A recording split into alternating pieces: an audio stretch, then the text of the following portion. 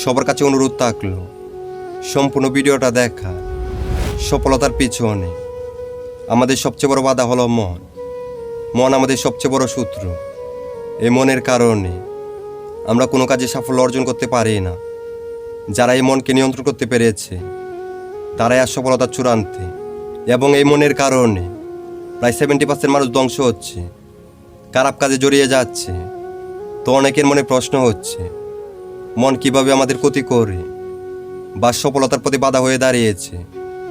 এর সবচেয়ে সহজ উত্তর হলো, কেউ যদি আপনাকে বলে তুমি হয় 2 ঘন্টা মুভি দেখবে, না হয় 2 ঘন্টা বই পড়বে, এর মধ্যে তুমি কোনটা বেছে নেবে? অবশ্যই মুভি দেখাটা, যেটা তোমার জীবনে কোনো কাজে আসবে না। তুমি আরও ভেবে দেখো, জীবনের সবচেয়ে বেশি সময়টা তুমি এমন কিছু জিনিসের পিছনে নষ্ট করো যা আমাদের লাইফে কোনো কাজে আসে না। আর এভাবে আমরা সফলতা থেকে একটু একটু করে পিছিয়ে যাচ্ছি। তো অনেকের মনে প্রশ্ন, তাহলে মনকে কিভাবে নিয়ন্ত্রণ করব? তার আগে একটা বিষয় ক্লিয়ার করে নিই। অনেকে মনে করে মন আর মস্তিষ্ক একই। তাদেরকে বলবো, মন আর মস্তিষ্ক সম্পূর্ণ আলাদা। মনকে দেখা যায় না, শুধু অনুভব করা যায়। মস্তিষ্ককে দেখা যায় এবং তা আমাদেরকে ভালো কাজে পরিচালিত করে। যেমন আপনি কাউকে ভালোবাসেন, এটা শুধু অনুভব করতে পারেন কিন্তু দেখতে পারেন না।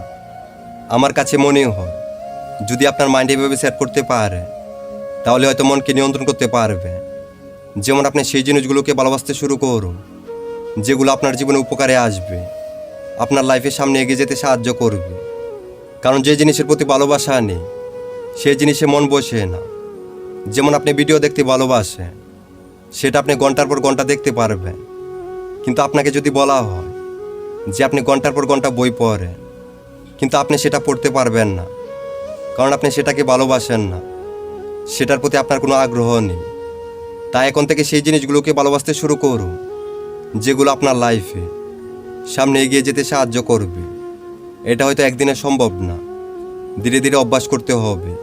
দেখেন, অপ্রয়োজনীয় জিনিসে সময় নষ্ট করার কোনো মানে নেই। এটা ক্ষতি ছাড়া আর কিছুই না। জীবনে এক কঠিন খেলা। এই খেলায় জয় তখনই সম্ভব যখন তুমি ব্যক্তি হিসাবে জন্মগত পাওয়া অধিকার ধারণ করবে। আমি এই কথাটা স্বীকার করতে প্রস্তুত ছিলাম যে কিছু জিনিস আমি কখনোই বদলাতে পারবো না। তুমি তোমার ভবিষ্যৎ পরিবর্তন করতে পারবে না, কিন্তু তুমি চাইলে তোমার অভ্যাস পরিবর্তন করতে পারবে। আর তোমার অভ্যাসই তোমার ভবিষ্যৎ পরিবর্তন করে দেবে। জীবনে এমন কিছু করে দেখাও, আজকে যে তোমার ফোন রিসিভ করছে না সে যেন তোমাকে গুগলে সার্চ করে আমি সুদর্শন নই, কিন্তু আমি আমার হাত তার জন্য বাড়িয়ে দেই। যা সত্যি সাহায্যের প্রয়োজন। মানুষের সৌন্দর্য থাকে মনে, মুখে নয়। প্রথম সাফল্যের পর কখনো বসে থেকো না, কারণ দ্বিতীয়বার তুমি যখন ব্যর্থ হবে তখন সবাই বলবে প্রথমটিতে শুধু ভাগ্যের গুণে সফল হয়েছিলি। আজ এ পর্যন্ত।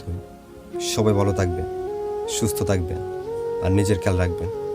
আল্লাহ হাফেজ।